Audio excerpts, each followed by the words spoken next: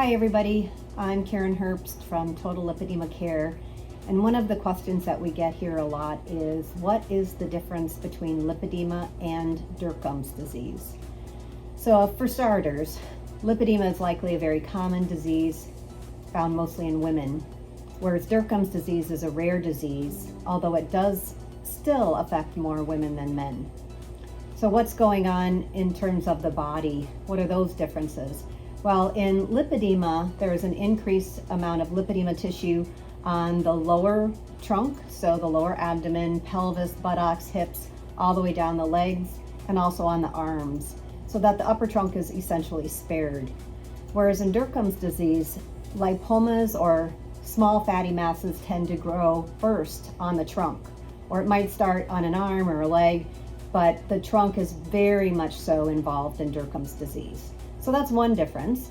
Also, the tissue can be a lot more painful in people who have Dercum's disease, and people with Dercum's disease can have a lot more pain disorders like migraine headaches, fibromyalgia, and abdominal pain.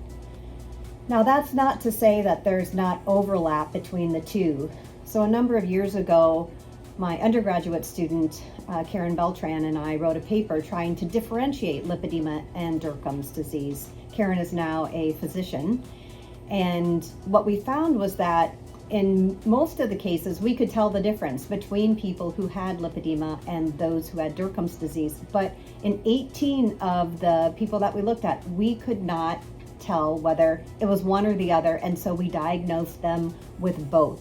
And so I think that lipedema and Dercum's disease can be overlapping diseases on the same spectrum.